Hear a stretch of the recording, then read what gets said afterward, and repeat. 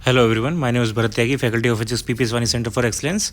So magnetism and matter में next topic करते हैं। नेक्स्ट टॉपिक है हमारे पास इसमें गॉस लॉ ऑफ मैग्नेटिज्म। जैसे हमारे पास गॉस लॉ इलेक्ट्रोस्टैटिक में था, ऐसे यहाँ पर भी है।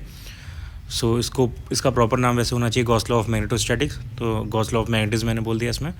इसका स्टेटमेंट क्या है और इसको कंपेयर करेंगे हम इलेक्ट्रोस्टैटिक के गॉस लॉ से। तो इलेक्ट्रोस्टैटिक्स में गॉस लॉ हमारे पास आया था that the surface integral of electric field is equals to the flux, and that is equals to 1 upon epsilon naught times of total enclosed charge in the closed surface। ठीक है। सो इसको compare करते हैं हम magnetostatic के Gauss law से। तो magnetostatic का गॉस लॉ स्टेट करता है that the surface integral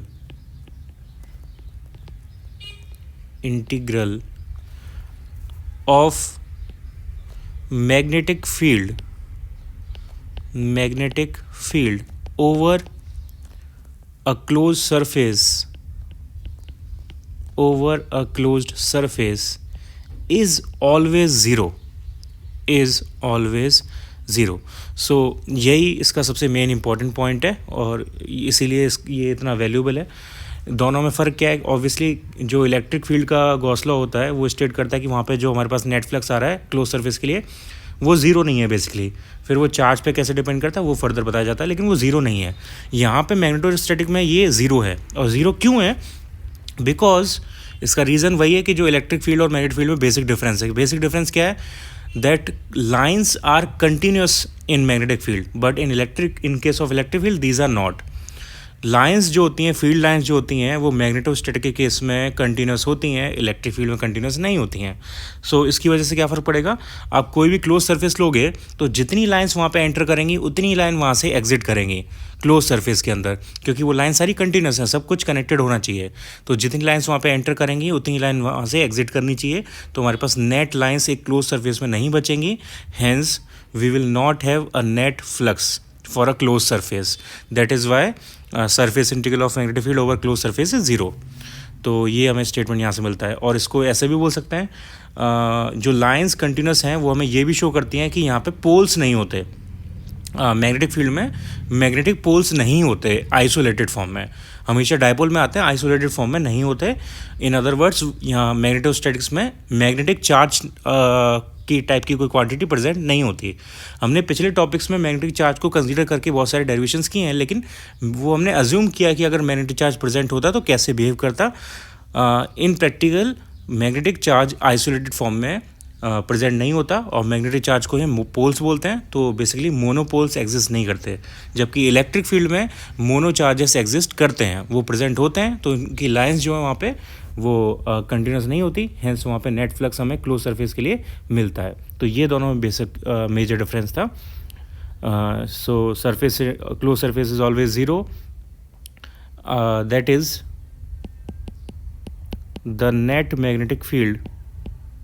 the net magnetic flux through any closed surface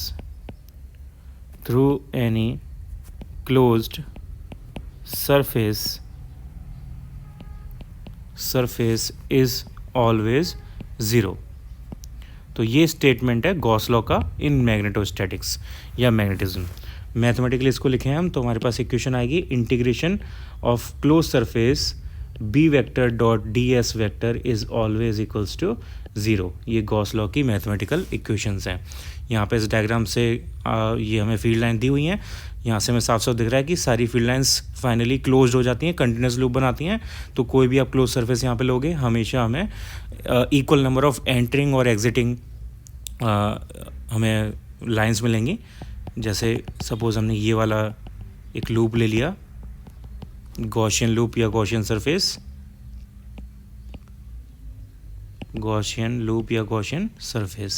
तो इस क्लोज लूप में जितनी लाइंस एग्जिट हो रही हैं उतनी ही लाइंस यहाँ पे एंटर हो रही हैं। तो हमेशा वो इक्वल नंबर आएगा और नेट यहाँ पे फ्लक्स ज़ीरो हो जाएगा। सो मैं यहाँ पे इसका रीज़न भी लिख देता हूँ। नंबर ऑफ लाइंस एंटरिंग और exiting or exiting a closed surface are always equal,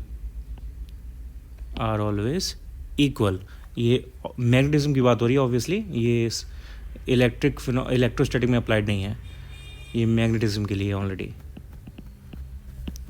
okay, so that is why flux is constant. और यहाँ पे आप ये भी बोल सकते हो, it implies that magnetic field lines are continuous,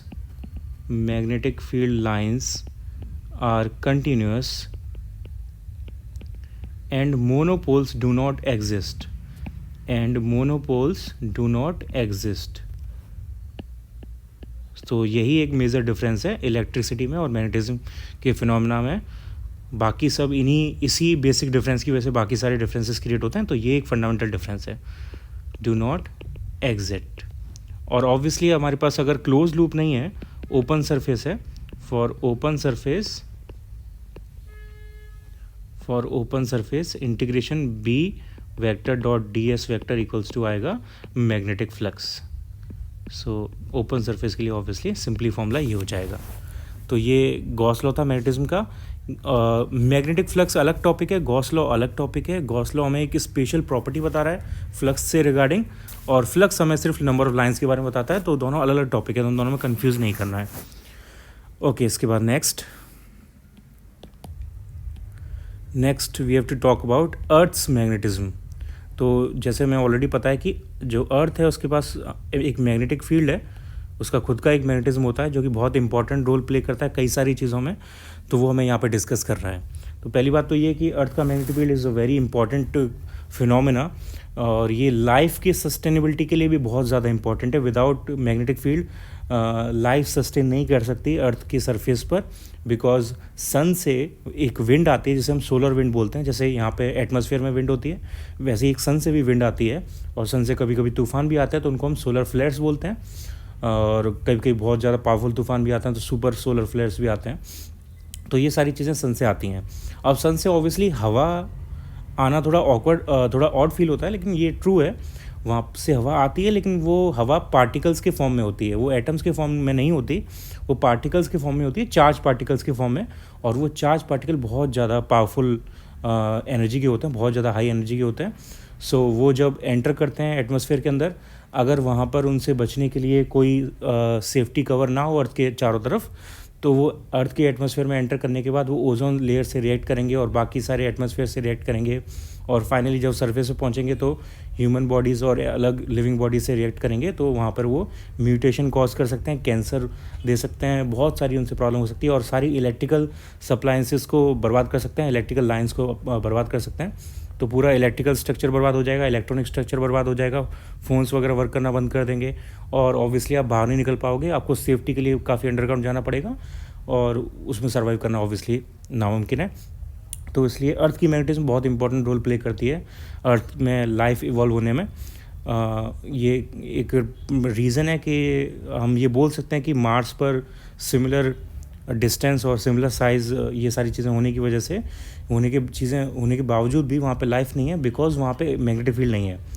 Mars के पास मैग्नेटिक फील्ड नहीं है, अर्थ के पास मैग्नेटिक फील्ड है. कुछ प्लैनेट्स हैं जिनके पास मैग्नेटिक फील्ड है, कुछ प्लैनेट्स हैं जिनके पास मैग्नेटिक फील्ड नहीं है.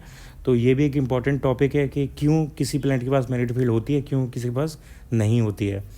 तो सोलर सिस्टम में सन की magnetic field is the strongest by far, बहुत ज़्यादा स्ट्रॉन्ग है, और थोड़ा वियर्ड बिहेव भी करती है, उसकी डायरेक्शन वगैरह बहुत वियर्ड बिहेव करती हैं, क्योंकि सन का जो मटेरियल है वो प्लाज्मा फॉर्म में है, तो वो अलग तरीके से बिहेव करता है. और प्लैनेट्स के अंदर जो सबसे स्ट्रॉन्ग मैग्नेटिक फील्ड है वो जुपिटर की है. तो अर्थ की मैग्नेटिक फील्ड जो होती है वो काफ़ी कंसिडरेबली वीक है. एक्चुअली जो आप नॉर्मल मैग्नेट दुकान से खरीदोगे उससे भी वीक मैग्नेटिक फील्ड होती है अर्थ की. कुछ गॉस में इसकी वैल्यू होती है, और फ्यू गॉस. तो एक टेस्ला से भी 1000 गुना कम इसकी अर्थ की मैग्नेटिक फील्ड की वैल्यू होती है. तो काफ़ी कंसिडरेबली वीक है, लेकिन फिर भी ये इतनी स्ट्रॉन्ग है कि जो सन से पार्टिकल्स आते हैं उनसे ये हमें बचाती है, क्योंकि जो चार्ज पार्टिकल है वो मैग्नेटिक फील्ड में एंटर करने पर रोटेट करने लगते हैं, वो एंटर नहीं कर पाते, वहाँ पर रोटेशनल मोशन करने लगते हैं. सो वो एंटर नहीं कर पाते और हम सेफ रहते हैं उनसे. तो मैग्नेटिक फील्ड हमें उन चार्ज पार्टिकल से बचाती है. फर्स्ट ऑफ ऑल एक फिनोमेना हमने पहले चैप्टर में पढ़ा था, ऑरोरा बोरियलिस. तो ऑरोरा का जो फिनोमेना है वो भी इस मैग्नेटिक फील्ड की प्रेजेंस को शो करता है। Magnetic field basically north pole और साउथ पोल पर काफ़ी नीचे तक होती है, अर्थ की सरफेस के पास होती है। सो वहाँ पर पार्टिकल काफ़ी क्लोज आ जाते हैं और वो एटमॉस्फेयर के साथ रिएक्ट करके डिफरेंट डिफरेंट कलर्स क्रिएट करते हैं। तो वो हमें ऑरोरा के फॉर्म में दिखाई देते हैं कुछ कंट्रीज़ में, जो पोलर कंट्रीज़ हैं वहाँ पर। सो बेसिकली अर्थ का मैग्नेटिज्म है, ऑब्वियसली हम जानते हैं क्योंकि कंपास काम करता है। कंपास को जब हम लेते हैं तो वहाँ पर उसकी जो नीडल है वो नॉर्थ साउथ में पॉइंट आउट करती है। इसका मतलब अर्थ की एक फील्ड खुद की है और उसके कई सारे प्रॉपर्टीज़ हैं जो अभी तक स्टडी में चल रहे हैं।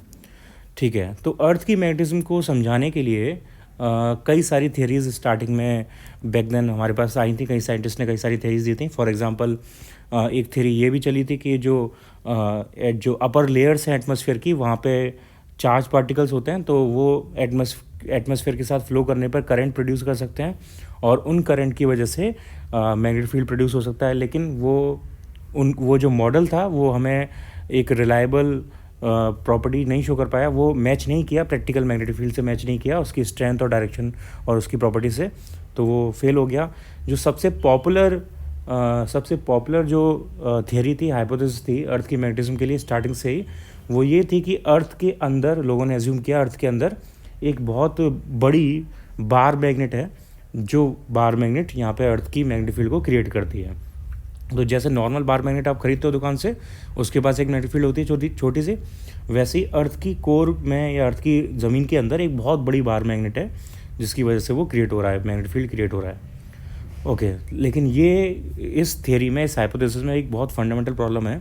वो प्रॉब्लम ये है कि अर्थ में जब हम सरफेस के नीचे जाते हैं तो टेम्परेचर राइज करता है और आउटर कोर मेंटल से नीचे जाने पर जो टेम्परेचर है वो कंसिडरेबली बहुत ज़्यादा हाई हो जाता है। कोर पर तो अर्थ की सन की सरफेस से भी ज़्यादा टेम्परेचर हो जाता है। और हमें एक प्रॉपर्टी पता है मैग्नेटिज्म की कि टेम्परेचर बढ़ने के साथ साथ मैग्नेटिज्म का फिनोमेना डिक्रीज़ होता है। जो मटेरियल्स हैं उनकी मैग्नेटिक पावर वो वीक होती है टेम्परेचर बढ़ने के साथ साथ। सो अगर हम इस थियरी को माने कि अर्थ के अंदर एक बार मैग्नेट है और वो मैग्नेटिक फील्ड क्रिएट कर रही है, तो ये पॉसिबल नहीं है क्योंकि अर्थ के अंदर टेम्परेचर इतना ज़्यादा है कि मैग्नेटिक प्रॉपर्टी वहाँ पे मेंटेन नहीं रह पाएगी। तो ये थियरी यहाँ से फेल हो जाती है।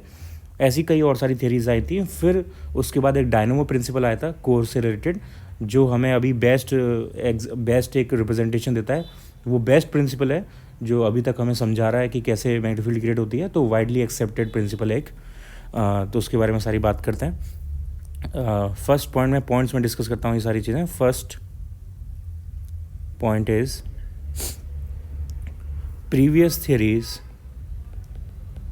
previous theory of Earth's magnetic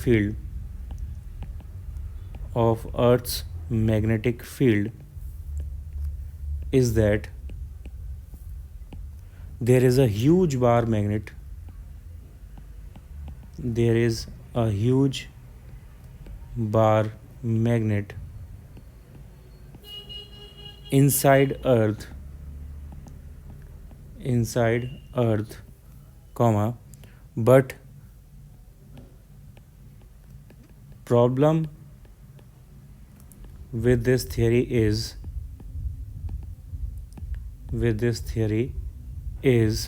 that inside of Earth is too hot. Inside of Earth is too hot to have magnetism, या to sustain magnetism. Okay, this is the first point. Second point,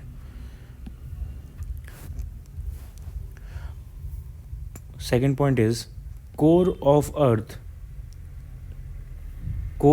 is too hot,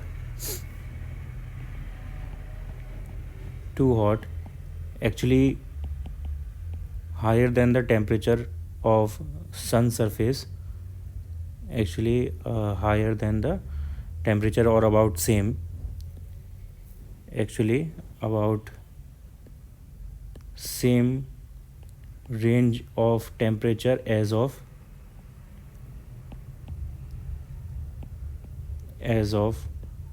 sun's surface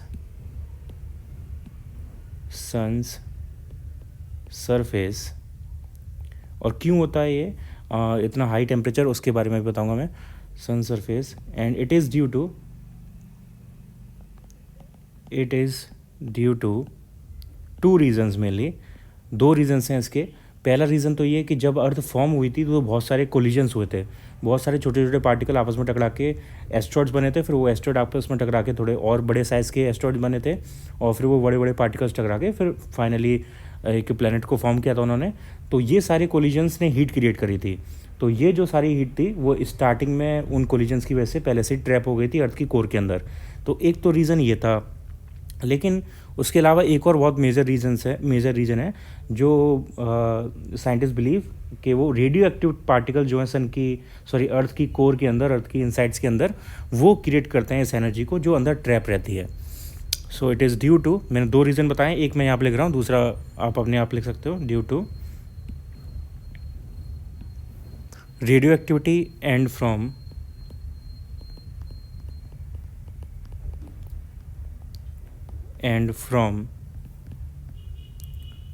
earth's formation.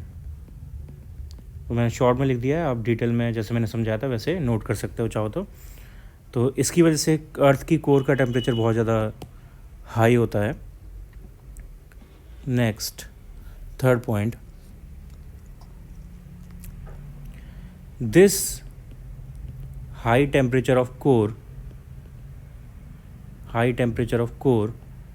creates dynamo effect। Okay, मैं इसको explain कर रहा हूँ words में, यहाँ पर लिख नहीं रहा, तो आप इन मेरे वर्ड्स को ट्रांसलेट करके शॉर्ट में, जितना शॉर्ट में लिख सकते हो अपनी याद करने के लिए, वो लिख लेना। तो होता क्या है बेसिकली, ये सपोज़ अर्थ है और अर्थ की सरफेस के कुछ पार्ट्स होते हैं। एक तो बहुत टाइनी पार्ट होता है इसकी क्रस्ट, बहुत ज़्यादा टाइनी होता है। मैं यहाँ पे जितना ड्रॉ कर रहा हूँ ये बहुत ज़्यादा बड़ा है, इतना बड़ा क्रस्ट नहीं होता। अगर आपको कंपैरिजन चाहिए परफेक्ट, तो आप एक एप्पल की स्किन देखो, तो जो एप्पल की स्किन होती है, उसकी जो ऊपर का कवर होता है एप्पल का, वो उसका जो थिकनेस है एप्पल के कंपैरिजन में उतना ही लगभग सेम थिकनेस होता है अर्थ की क्रस्ट का अर्थ के साइज़ के कंपैरिजन में। तो बहुत टाइनी है, लगभग 60 to 80 किलोमीटर्स के आसपास की होती है ये। तो एक तो हमारे पास क्रेस्ट होती है अर्थ की, उसके बाद दूसरा सबसे बड़ा पार्ट आता है अर्थ का जो 1200 किलोमीटर के आसपास का है उसका रेडियस। तो ये सबसे बड़ा साइज़ होता है, इसको हम बोलते हैं मेंटल ऑफ अर्थ। ये सबसे बड़ा पार्ट है अर्थ का। और उसके बाद दो कोर्स आती हैं, एक आउटर कोर होती है, एक इनर कोर होती है। तो एक हमारे पास है आउटर कोर और एक है इनर कोर। ये outer core and inner core. Okay, so outer core is melted. और क्यों मेल्टेड होती है? और ये आयरन, निकल, एल्यूमिनियम जैसे स्ट्रॉन्ग मेटल से, एल्यूमिनियम नहीं होता सॉरी, आयरन निकल जैसे मेटल्स का मेल्टेड फॉर्म से बनी होती है। यानी यहाँ पे आयरन और निकल होते हैं और वो मेल्टेड होते हैं, ठीक है, मेल्टेड फॉर्म में होते हैं आउटर कोर में। सो आप सोच सकते हो, इमेजिन कर सकते हो यहाँ पे कितना हाई टेम्परेचर है। हमने आयरन और निकल को प्योर फॉर्म में मेल्ट करके यहाँ पे फ्लो करा रहे हैं। और ये इनर कोर जो है ये सॉलिड होती है, और ये भी आयरन निकल की बनी होती है, और ये सॉलिड होती है। यहाँ पे एक दिमाग में क्वेश्चन आएगा कि ये सॉलिड और ये मेल्टेड का क्या चक्कर है यहाँ पे।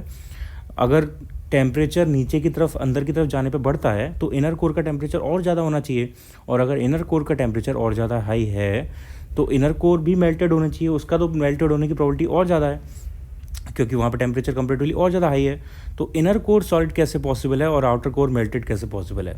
ओके, तो आउटर कोर मेल्टेड इसलिए है क्योंकि टेम्परेचर ऑब्वियसली इन मेटल्स के मेल्टिंग पॉइंट से हाई है, तो इसलिए वो मेल्टेड है।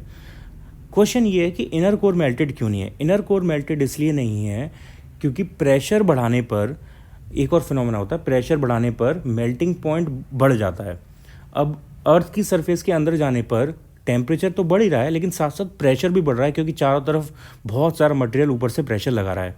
सो अर्थ की इनर कोर पर चारों तरफ से पूरी अर्थ का प्रेशर अप्लाई हो रहा है, जिसकी वजह से वो इतना हाई प्रेशर है कि मेल्टिंग पॉइंट आयरन निकल का वहाँ पे बहुत ज़्यादा हाई हो जाता है। ऑलरेडी बहुत हाई होता है, उससे भी कई गुना ज़्यादा हाई हो जाता है।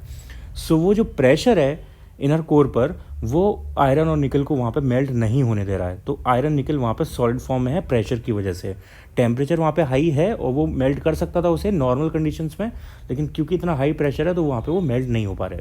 ओके, सो ये मैंने एक्सप्लेनेशन बता दिया है।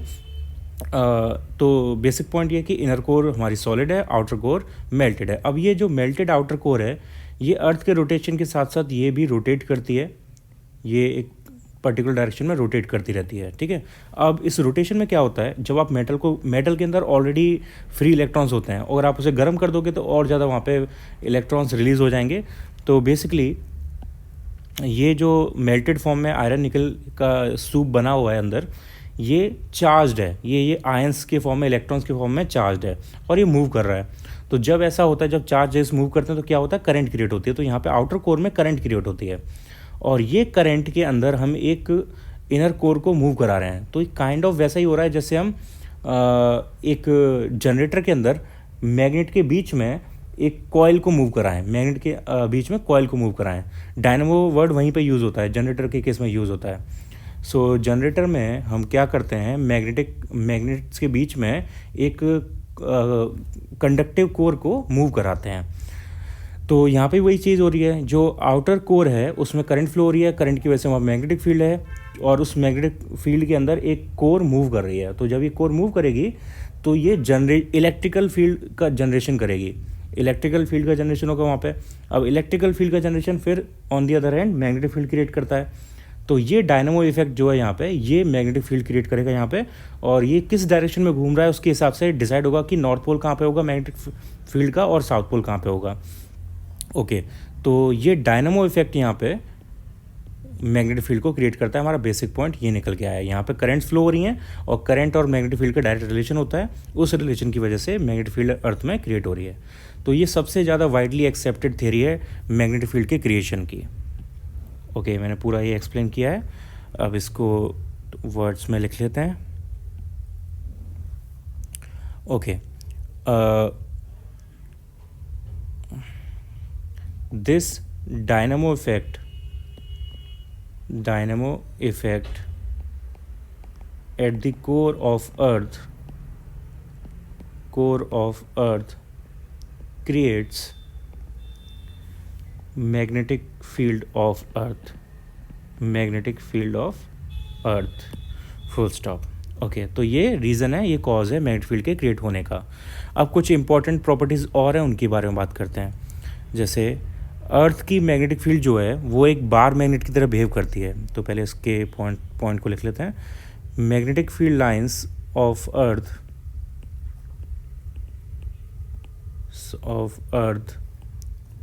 appears same as a magnetic dipole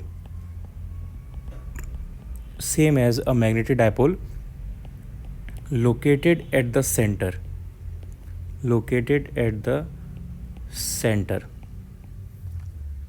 of the earth, full stop। The axis of dipole is tilted approximately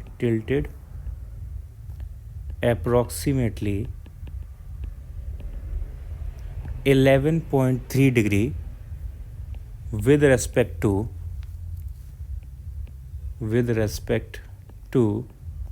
rotational axis of earth, full stop. Okay, तो बेसिकली जो अर्थ का मैग्नेटिक फील्ड है वो ऐसे दिखता है हमें जैसे कि अर्थ एक बार मैग्नेट हो, अर्थ के सेंटर पे एक बार मैग्नेट रखी है और उसकी वो मैग्नेटिक फील्ड क्रिएट हो रही है। तो अब इसमें इंटरेस्टिंग पॉइंट ये कि यहाँ पे एक नॉर्थ पोल क्रिएट होगा हमारे पास और एक साउथ पोल क्रिएट होगा, और वो नॉर्थ पोल साउथ पोल की कुछ पोजीशंस होंगी।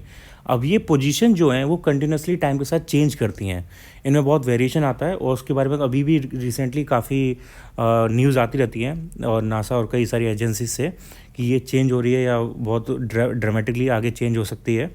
अब वो चेंज कैसे कैसे आता है उसके बारे में बात करते हैं। तो ये चेंज जो है वो दो टाइप का होता है, एक शॉर्ट टर्म चेंज होता है और एक लॉन्ग टर्म चेंज होता है। सो शॉर्ट टर्म चेंज में इसकी पोजीशन चेंज करती रहती है, position of north pole and south pole थोड़ी थोड़ी शिफ्ट करती रहती है।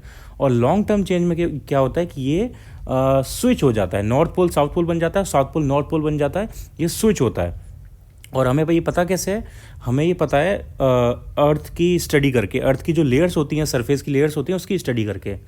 जैसी अर्थ की मैग्नेटिक फील्ड होती है उसके हिसाब से जो लेयर्स हैं, जो लेयर्स के अंदर एटम्स हैं, मॉलिक्यूल्स हैं, वो अरेंज होते हैं, उन पे इफेक्ट पड़ता है। उनकी स्टडी करके हम ये पता कर सकते हैं कि किसी पर्टिकुलर टाइम पर हज़ारों सालों में मैग्नेटिक फील्ड में कुछ चेंज आया या नहीं आया है, तो वो हमें उससे बहुत इजीली पता चल जाता है।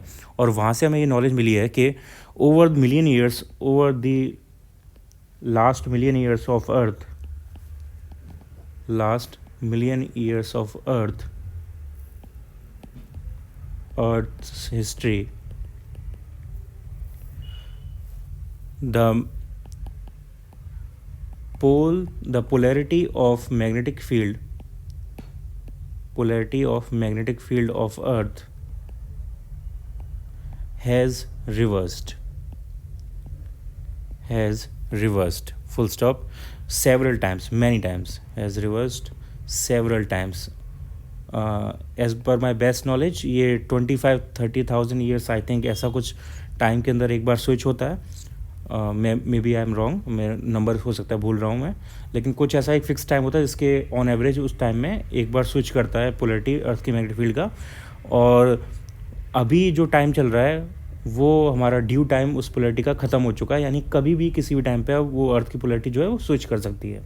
और ऐसा कई स्टडीज़ में पता चला है कि वो कई जो पोजीशंस हैं पोल्स की वो बहुत ड्रामेटिकली चेंज कर रही हैं, जिससे ऐसा अंदाज़ा लग रहा है कि हो सकता है कमिंग ईयर्स में, कमिंग थाउजेंड्स ऑफ ईयर्स में जल्दी ही वो पोलैरिटी चेंज हो जाए। ओके, तो ये रिवर्स हो सकती है। Also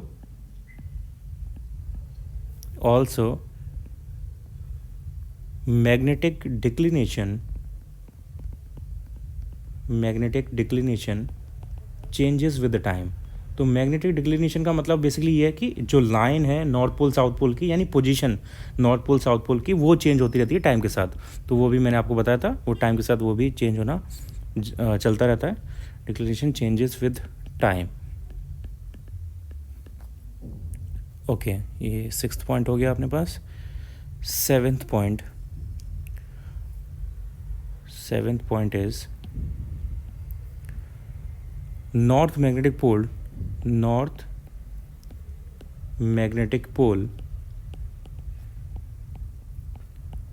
is near North Canada अभी के रफली प्रेजेंटेशन के हिसाब से, एंड मैग्नेटिक साउथ पोल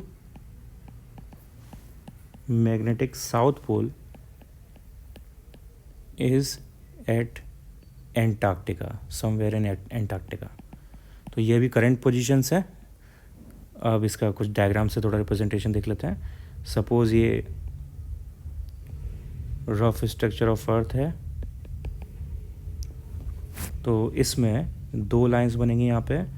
एक लाइन ये वाली जो इसको 2 पार्ट में डिवाइड करेंगी, एक लाइन ये। इनको जोग्राफिकली हम इन 2 लाइंस को जानते हैं। ये है जोग्राफिक नॉर्थ और ये है जोग्राफिक साउथ। तो इस लाइन को हम क्या बोलते हैं, ये लाइन होती है हमारे पास मेरिडियन, या पूरा नाम बताएं तो जोग्राफिक मेरिडियन। ये लाइन है जोग्राफिक इक्वेटर, जो कि मेरिडियन को परपेंडिकुलरली कट करती है, जोग्राफिक इक्वेटर। और ये जोग्राफिक पोजीशंस हैं पोल्स की, लेकिन मैग्नेटिक पोजीशन सेम नहीं होती, जैसे अभी हमने पॉइंट्स में डिस्कस किया है। वो कुछ डिफरेंट होती हैं, कुछ टिल्टेड है। तो सपोज़ हम इसको शो करते हैं ऐसे बार मैग्नेट से, तो अर्थ का मैग्नेटिक फील्ड इस बार मैग्नेट से रिप्रेजेंट हो रहा है। सपोज़ ये थोड़ी टिल्टेड है जोग्राफिकल पोजीशन से। तो ये हमारे पास साउथ पोल, ये नॉर्थ पोल। साउथ पोल और नॉर्थ पोल क्यों होगा साउथ पोल नॉर्थ पोल? क्योंकि ऑब्वियसली अगर कंपास का नॉर्थ पोल नॉर्थ में शो कर रहा है तो उसका मतलब वो उल्टा है, साउथ पोल नॉर्थ पोल को अटैक करता है, तो रिवर्स होगा।